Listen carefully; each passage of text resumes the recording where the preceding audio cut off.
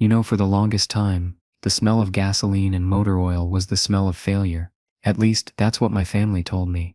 My name is Gabe. To the world, my family name is synonymous with success. A sprawling empire of gleaming car dealerships across the state. To my father, Dominic, and my older brothers, Marco and Leo, I was the black sheep, the grease-stained disappointment, who chose the quiet solitude of a garage over the bright lights of a showroom. They were men of sharp suits, predatory smiles and commission checks. They moved units. They hit targets. They spoke a language of financing terms and market penetration that I never cared to learn. My language was the throaty rumble of a V-twin engine, the specific heft of a Whitworth wrench, the delicate art of coaxing life back into a machine that time had forgotten. My nights were spent under the bare bulb of my workshop, my hands stained with the grime of creation, bringing vintage motorcycles back from the dead. They called it my greasy hobby, a waste of time, a dead-end passion for a boy who refused to grow up. I was the family ghost, a quiet presence at holidays, someone they'd gesture to with a sigh and a pitying shake of their heads. "That's Gabe," they'd say. "He likes to get his hands dirty." It was their code for, "He's not one of us." And for a long time, I think a part of me believed them. Last year, they made their big move, the crowning jewel of the family empire. They leveraged everything, the existing dealerships, the family name, my mother's inheritance, to acquire a massive prime piece of commercial real estate right off the interstate. It was a glass and steel cathedral designed to be the flagship dealership, a monument to their ambition. They were so sure, so arrogant in their certainty.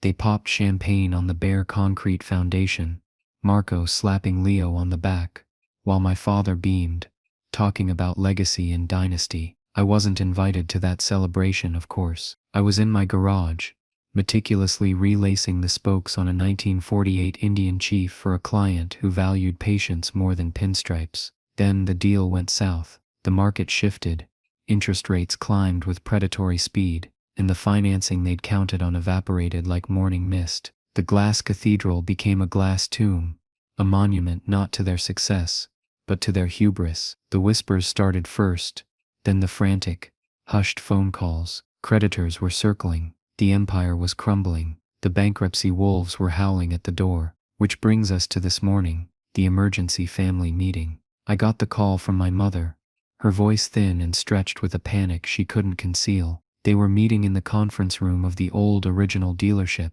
the one my grandfather started with nothing but grit and a handshake deal. It felt morbidly appropriate. I walked in wearing what I always wear, clean jeans, a simple black t-shirt, and my work boots. The smell of their fear was thicker than the stale coffee in the pot. My father, Dominic, a man who always seemed 10 feet tall, looked shrunken behind his massive mahogany desk. Marco was pacing, his suit jacket off, his tie loosened, a sheen of sweat on his forehead. Leo was staring at a spreadsheet on his laptop, his face the color of ash. They were vultures picking over the carcass of their own ambition, arguing about which assets to sell first, which loyal employees to sacrifice to the bankers. They looked up when I entered, and for a moment they just stared, as if they'd forgotten they'd even summoned me. Marco broke the silence with a sneer. "What are you doing here, Gabe? Come to watch the ship sink? Maybe you can sell one of your rusty old bikes to pay the electric bill."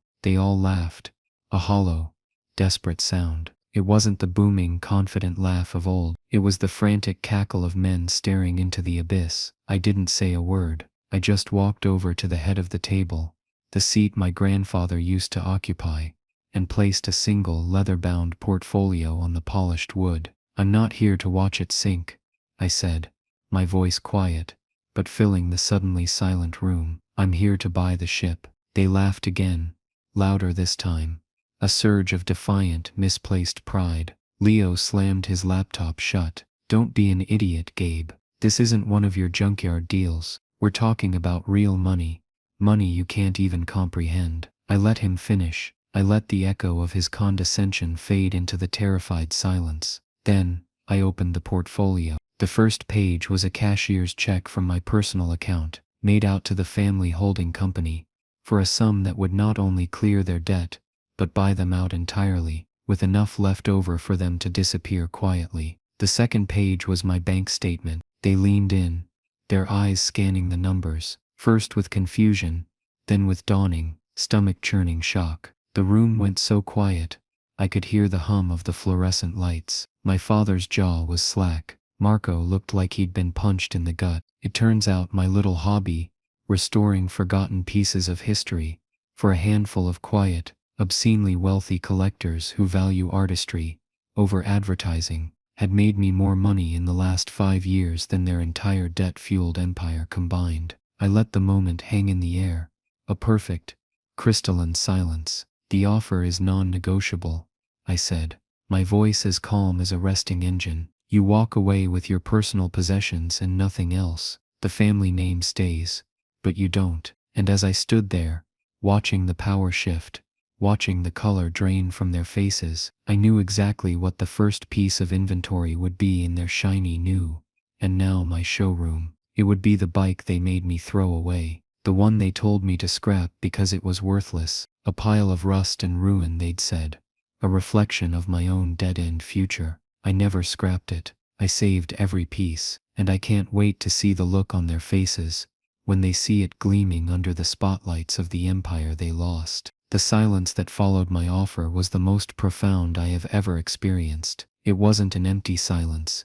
It was heavy, weighted with the sound of collapsing worlds. My father, Dominic, a man whose voice had been the thunder in every room he entered, just sat there, his hands flat on the mahogany desk, as if to keep it from floating away. He stared at the number on my bank statement, his eyes tracing the commas, as if they were a foreign language he couldn't decipher. Marco, ever the aggressor, was the first to find his voice, but it was cracked and thin. He sputtered, pointing a trembling finger at the paper. That's impossible. It's fake. This is a joke." He looked around at the others, desperate for an ally. "Right, he's joking. Gabe, the grease monkey, a millionaire, several times over." Leo, the numbers guy, was already pale, but he seemed to shrink further into his chair. He wasn't looking at me.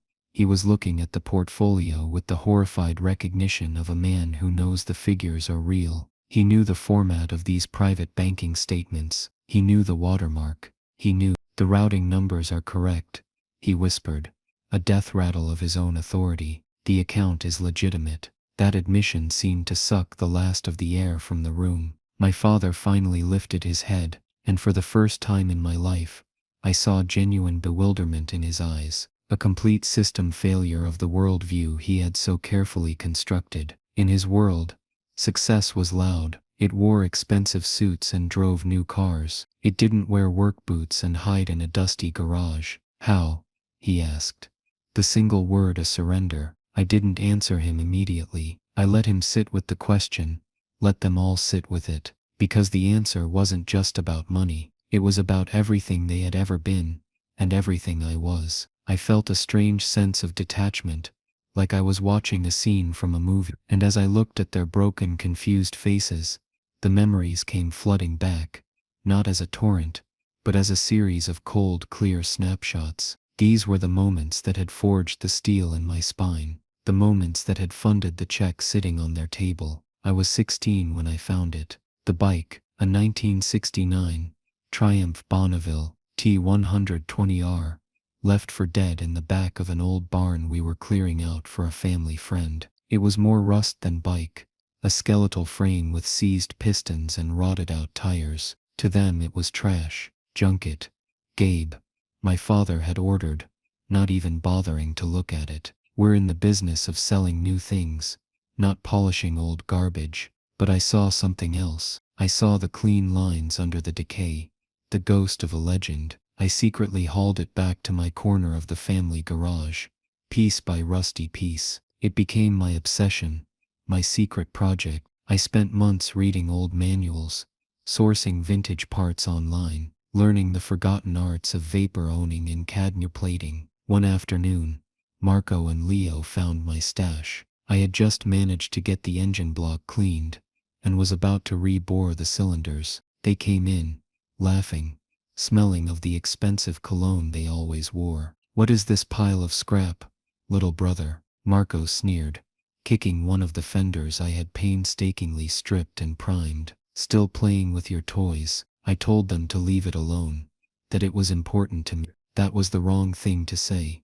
To them, my passion was a weakness to be exploited. The next day, I came home from school to find my corner of the garage empty, a clean, swept space where my project had been. They'd called the scrap metal guys. "Did you a favor?"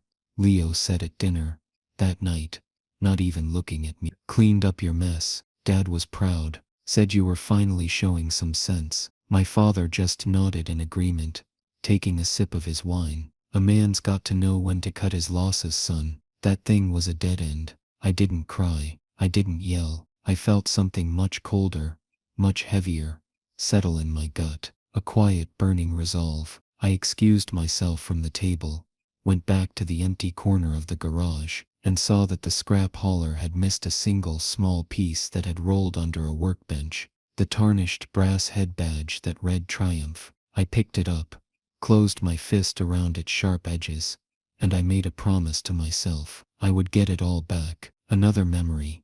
Years later, I was in my early 20s, trying to turn my hobby into a real business. I had a small rented workshop by then, a grimy but functional space. I was doing repairs for local guys, small jobs, but I had a plan. I needed a loan for a proper hydraulic lift and some specialized diagnostic equipment. It wasn't a huge amount, but it was everything to me. I spent weeks preparing a business plan, running projections, putting together a professional proposal. I had a meeting with a loan officer at a small local bank. It went well. He was impressed with my knowledge and my passion. He was about to approve it, and then he got a phone call. I watched his face change as he listened. He hung up, his demeanor now cool and distant. "I'm sorry, Mr. Gabe," he said, suddenly unable to remember my last name. "We've had some new information. We won't be able to extend this line of credit. It seems your family has concerns about your financial viability." I knew immediately. I walked out of that bank and drove straight to the main dealership. I found Marco and Leo in Marco's office, celebrating a record sales month. I confronted them. Marco didn't even have the decency to lie. He just smirked, leaning back in his leather chair. "Look, Gabe," he said, in that infuriatingly condescending tone he always used. "We couldn't have some loan officer thinking the family was backing your little garage. It's bad for the brand. It makes us look small. We're in the business of big things. You understand. It's just business." He had killed my dream for the sake of branding. He had sabotaged me to protect his own inflated ego. That was the day I realized I could never expect anything from them. They weren't just indifferent to my success. They were actively hostile to it. My existence, separate from their world, was an insult to them. So I stopped trying to exist in their world altogether. I went completely underground. That's when everything changed. I stopped taking local jobs. I started focusing exclusively on high-end museum-quality restorations. I built a simple, elegant website with a password-protected gallery. I used the money I had saved to buy one specific rare bike, a Bros Superior SS100, and spent a year restoring it to perfection. I didn't just rebuild it. I documented every step, every original part. I sourced every technique I used. When it was done, I sent a quiet, polite email to a handful of the world's most serious collectors, men who didn't care about flashy showrooms or aggressive salesmen. They were titans of industry, tech billionaires, reclusive financiers. They were men who understood the value of true craftsmanship, of authenticity, of a thing done perfectly for its own sake. One of them, a man named Alistair, a quiet hedge fund manager from London, flew his private jet to my tiny, grimy workshop. He walked around the Bros Superior for an hour, not saying a word, just looking. Then he looked at me, and he didn't see a grease monkey. He saw a fellow artist. He wrote me a check that contained more zeros than my brother's last 10 commission checks combined. And he asked, "What's next?" That was the beginning. My hobby became a boutique, word-of-mouth only restoration house for the 1% of the 1%. My clients didn't want attention. They wanted perfection. They wanted a piece of history resurrected by hands that respected it. They paid for my time, my discretion, and my obsession with detail, and they paid handsomely. I was no longer just a mechanic. I was a curator of mechanical art. I learned about shell corporations, offshore accounts, and asset management not from business school, but from my clients, who were masters of that universe. They taught me how to protect my earnings, how to make my money work for me, all while my family thought I was barely scraping by, selling used parts on eBay. The catalyst for this morning wasn't just their bankruptcy, it was the absolute, unchanging nature of their arrogance. Even in this room, with their world on fire, Marco's first instinct was to mock me. Leo's was to dismiss me. My father's was to remain silent. A king who couldn't fathom a peasant holding all the cards. They hadn't learned a single thing. Their pride was so blinding they couldn't see the lifeboat I was offering them for what it was. They only saw the lowly deckhand who was at the helm. And as I stood there, watching them finally process the reality of my bank statement, I didn't feel a surge of vengeful glee. I felt a cold, clean clarity. The same clarity I felt when I held that Triumph head badge in my hand all those years ago. It wasn't about revenge anymore. It was about restoration. It was time to tear down the rotten, bankrupt structure of my family's legacy and build something new, something real, something that would last, and it would be built on a foundation of their failure. The plan to buy them out wasn't a spur-of-the-moment decision born from righteous anger in that conference room. It was a strategy, a contingency I had been quietly building for years.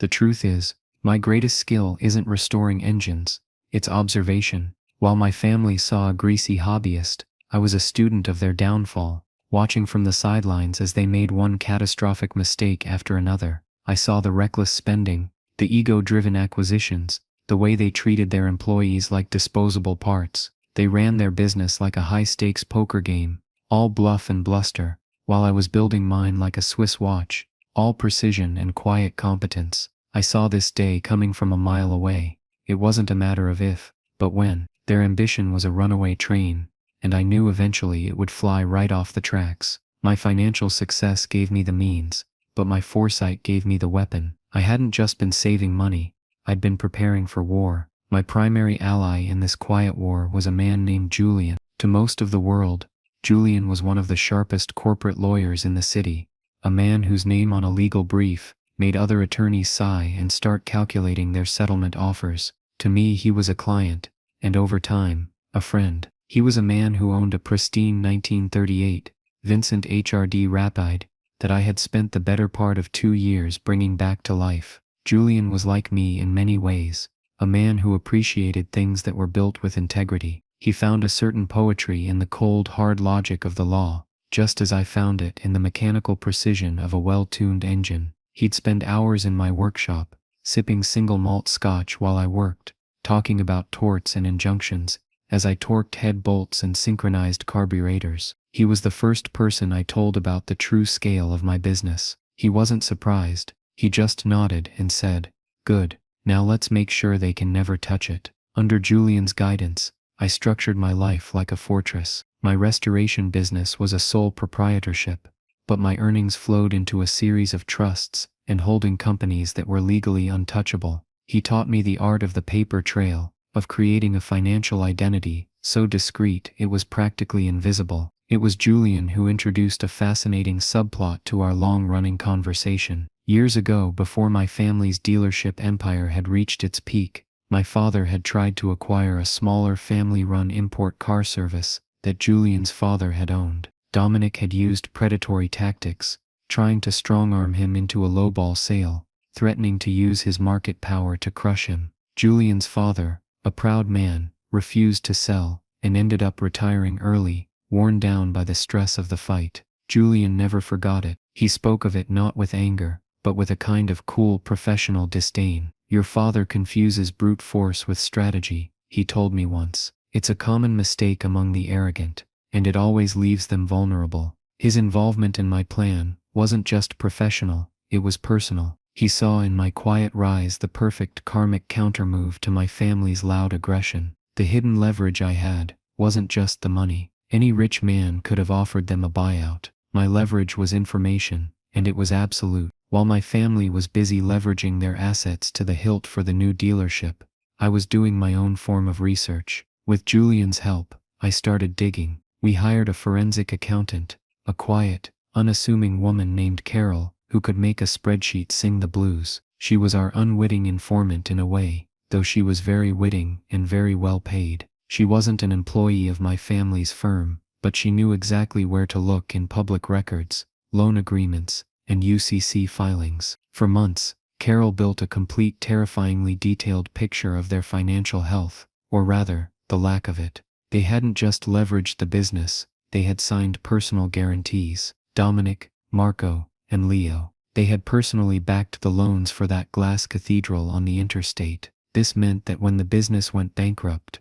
the banks wouldn't just take the dealerships, they would take everything: their houses, their cars, their investment portfolios, their country club memberships, their entire, carefully constructed lives of opulent pretense would be repossessed and auctioned off on the courthouse steps. They didn't know that I knew this. In that conference room, they thought they were negotiating from a position of at least some power. They thought their worst-case scenario was a corporate bankruptcy, a messy but survivable affair from which they could emerge, bruised but personally intact. They had no idea that they were standing on a trap door and that I had my hand on the lever. The portfolio I placed on that table didn't just contain my offer. It contained Carol's entire report, page after page of highlighted loan clauses, personal guarantee documents, and asset liens. It was a blueprint of their destruction. My offer wasn't a rescue, it was the only alternative to their complete and utter personal annihilation. So when I finally decided to act,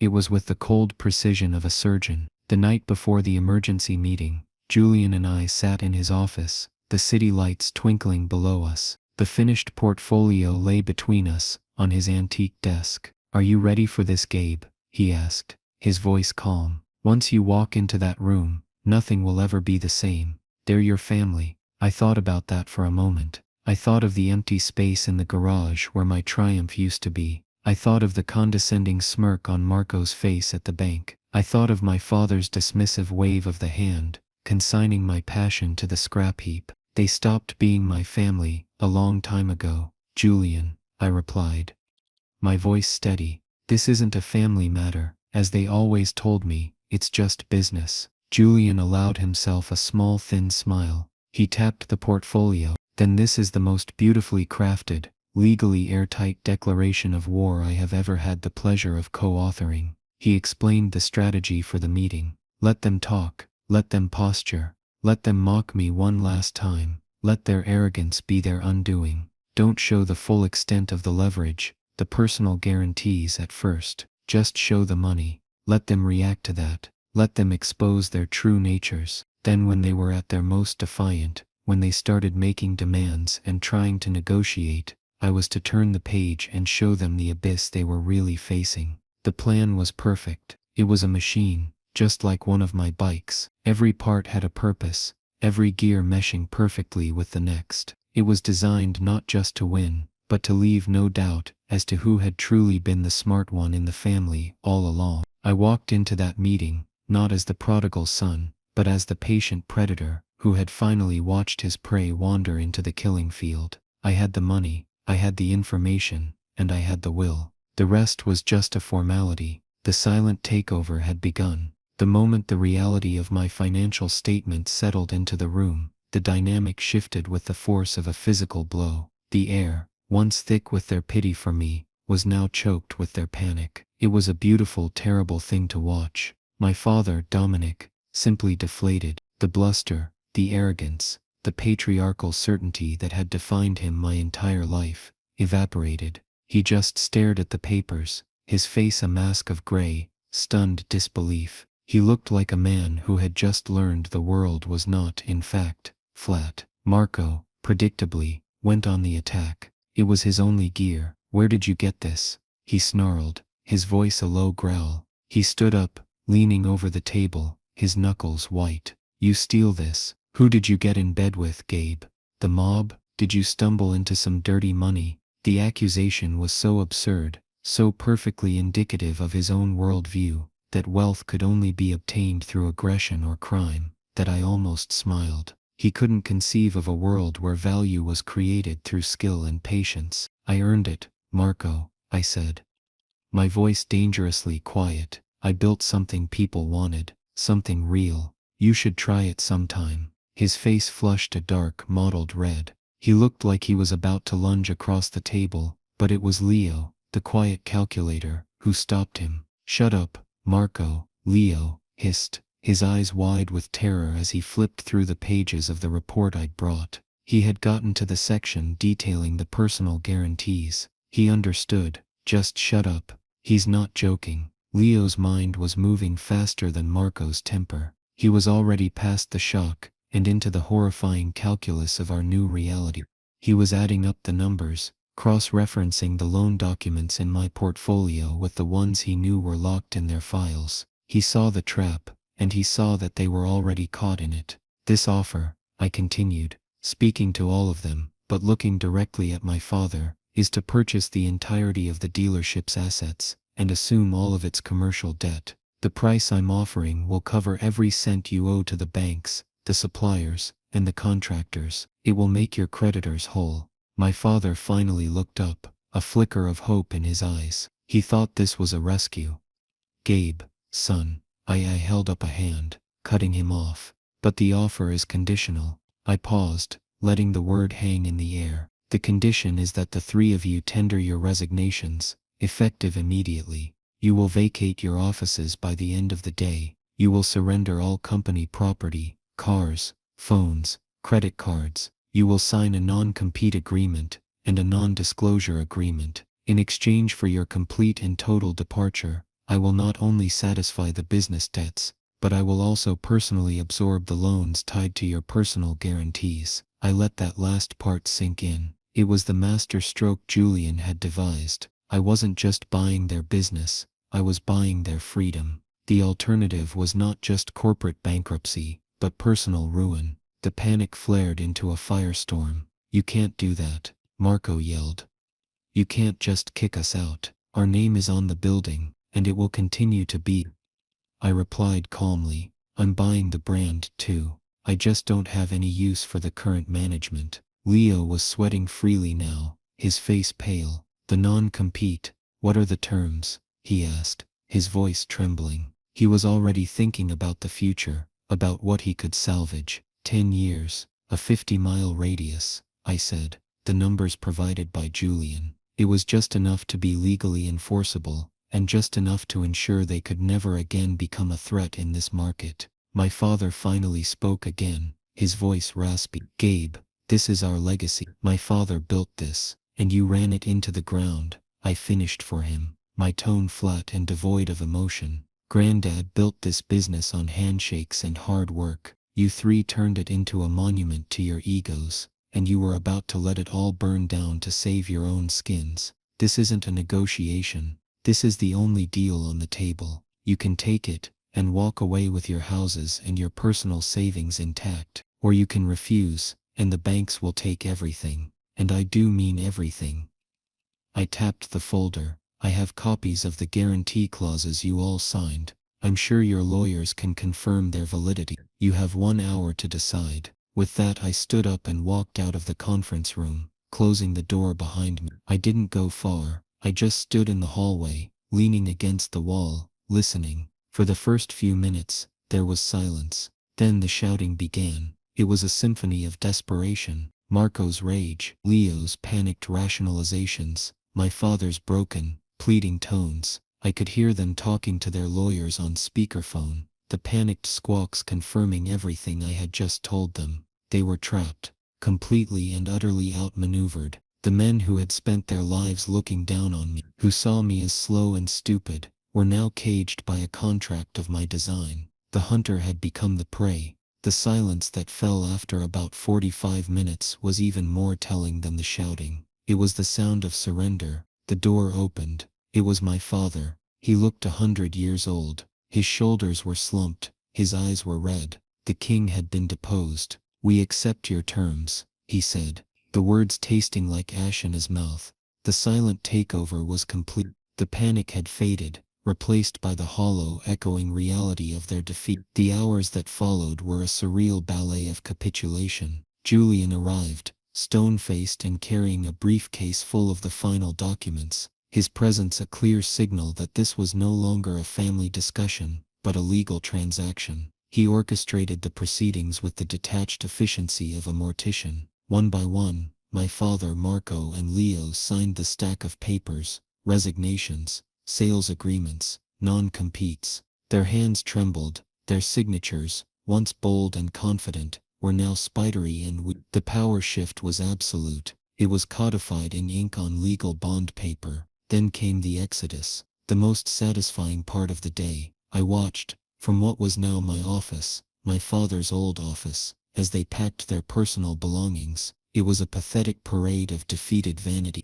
Marco, the man of impeccable suits and flashy watches, was now stuffing framed photos and a gaudy crystal eagle into a cardboard box. He tried to argue that his company car, a top-of-the-line German sports sedan, was a personal gift. Julian, without even looking up from his phone, coolly produced the lease agreement that was in the company's name. Marco's face tightened into a mask of pure hatred, and he threw the keys onto the desk with a clatter. Leo, ever the pragmatist, was trying to quietly wipe his personal laptop, a futile attempt to hoard some remnant of his former life. One of Julian's associates, a young tech expert I'd brought in, politely but firmly took it from him. "All electronic assets are part of the acquisition, Mr. Moretti," she said, her voice cheerful. "We'll have it wiped and returned to you within a week." The look on Leo's face, the horror of a man losing his digital life, was priceless. My father's departure was the quietest,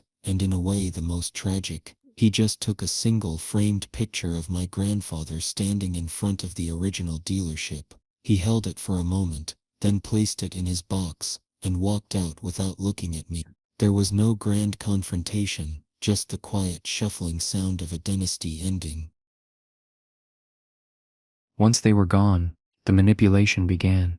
It was as predictable as it was pathetic. The first call was from my mother. She was crying, her voice thick with manufactured grief. "Gabe, how could you?" she wailed. "This is your family. Your father is a broken man. You've destroyed him." I let her talk, listening to the rehearsed melodrama. My mother had always been a passive enabler of their arrogance, enjoying the fruits of their success while turning a blind eye to their cruelty. "Mom," I said, my voice calm and even, "I didn't destroy him. His own pride did. I just bought the wreckage. I saved him and Marco and Leo from complete financial ruin. They still have their houses. They still have their personal savings. I gave them a better deal than they deserved." There was a sputtering on the other end of the line. She wasn't prepared for logic. She was expecting guilt, and I had none left to give. Next came Marco. He didn't call. He sent a barrage of furious text messages. They were a mix of threats and insults. "You'll regret this. You think you can run this business? You're nothing but a mechanic. I'll see you in court. You'll fail, and I'll be there to laugh." I read them, one by one, and felt nothing. It was like listening to static. His threats were empty. The contracts were ironclad. He was just a dog barking behind a very strong fence. The final attempt came from my father. He left me a long, rambling voicemail. A few days later, it was a desperate Hail Mary pass at emotional blackmail, an appeal to a sense of legacy he himself had tarnished. "Gabe, son, I know we had our differences." His voice cracked. "I may have been hard on you, but I was just trying to make you strong. This business, it's not just metal and glass. It's our name, your grandfather's name. Don't let it become something else. Don't turn it into your hobby shop. It deserves respect." I listened to the message twice. The sheer audacity of it was breathtaking. He was still trying to control me, still trying to define my success in his terms, even from the ruins of his own failure. I saved the voicemail. I didn't delete it. I wanted to remember the sound of his voice, the sound of a man who still, after everything, just didn't get it. I didn't reply. My reply would be my actions. The new reality was dawning, not just for them, but for me. I walked through the massive empty showroom of the new dealership, the glass cathedral they had built. It was silent, sterile, and soulless. It smelled like new carpet and paint, not gasoline and oil. Not yet. I ran my hand along the cold plate glass window, looking out at the highway. They thought I was going to fail. They thought my passion was small and insignificant. They were about to find out how wrong they were. The power had shifted. The exodus was over. The real work, the restoration, was about to begin. The final signing was staged in the main showroom of the glass cathedral. It was Julian's idea. He called it theatrical jurisprudence. The vast empty space echoed with every footstep. The only furniture was a long temporary table and 4 chairs set up in the center of the polished concrete floor. It felt less like a business closing and more like a treaty signing after a war. My father, Marco, and Leo were already there, sitting on one side of the table, looking small and out of place in the cavernous room. Their lawyer, a flustered man named Peterson, sat with them, shuffling papers nervously. Julian and I took our seats opposite them. The silence was thick with resentment. Before I signed the final document that would transfer everything into my name, I leaned forward, my hands flat on the table. "Before we finish this," I said, my voice calm and clear, carrying easily in the acoustic space, "I want you all to understand why this is happening." Marco scoffed. "We get it. You got lucky with your stupid bikes. You don't need to gloat." "This has nothing to do with luck, Marco," I said, locking my eyes on his. "And it's not a gloat. It's a final accounting." I turned my gaze to my father. "Do you remember that old Triumph motorcycle? The one from the barn? The one you told me to scrap?" My father flinched, a flicker of memory in his tired eyes. "That was years ago, Gabe. It was junk." "To you, it was junk," I said. "To me, it was potential. It was history. It was a project that was going to teach me everything I needed to know. But you didn't see that. You and your sons," I gestured to Marco and Leo, "saw it as a mess, an embarrassment. So you had it thrown away. You called it cutting my losses. You said it was a dead end." I let the words hang in the air. "That was the first lesson you taught me. That you don't value things that require patience and vision. You only value what's new, what's shiny, and what comes with a big easy commission." I looked at Leo.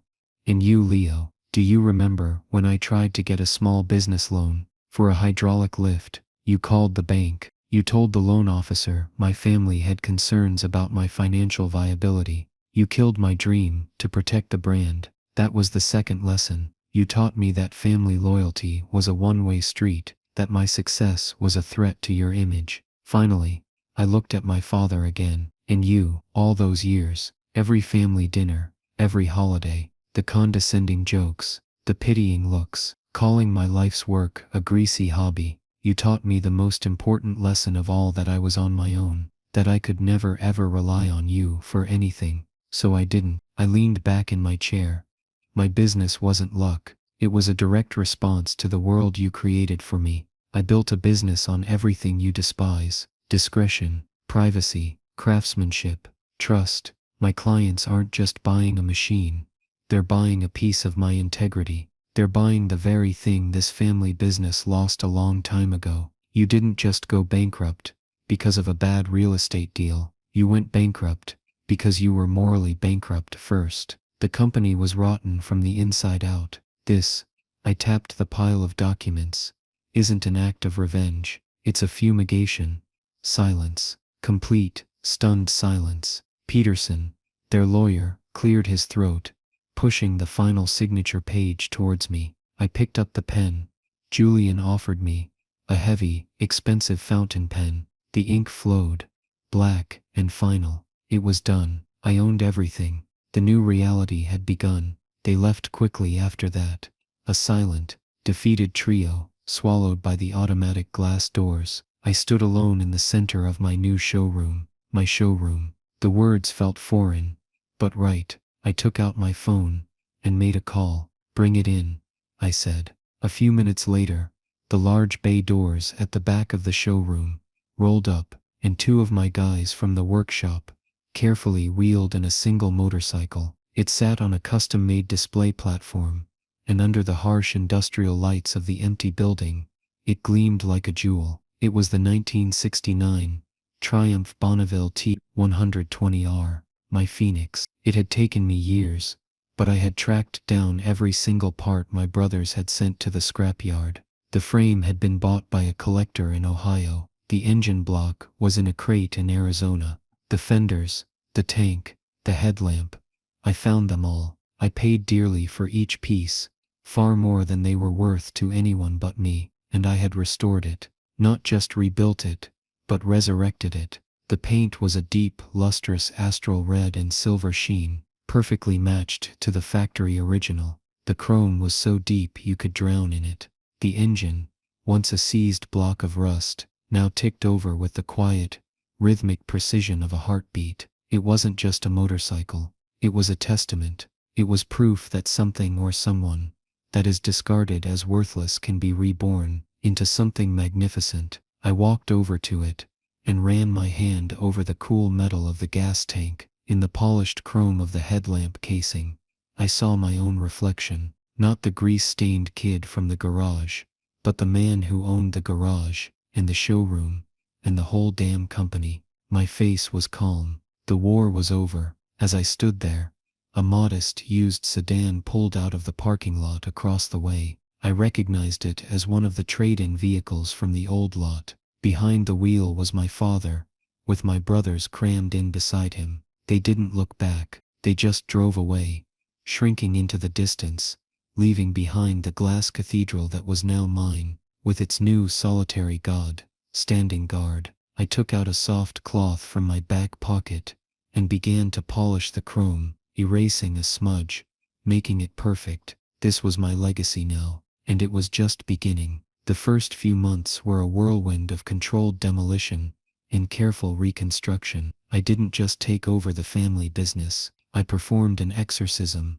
The gaudy self-congratulatory portraits of my father and brothers came down immediately. The ostentatious, uncomfortable Italian furniture in the executive offices was sold off and replaced with simple functional pieces made of steel and reclaimed wood. I wanted the place to feel like my workshop, honest, efficient, and built for work, not for show. I brought on a whole new team. My core was the small crew of artisans from my restoration shop, men and women who understood the soul of a machine. But I also rehired many of the loyal long-term employees my family had callously laid off during their financial death spiral. Good mechanics, honest bookkeepers, dedicated support staff, people who, like me, had been treated as disposable.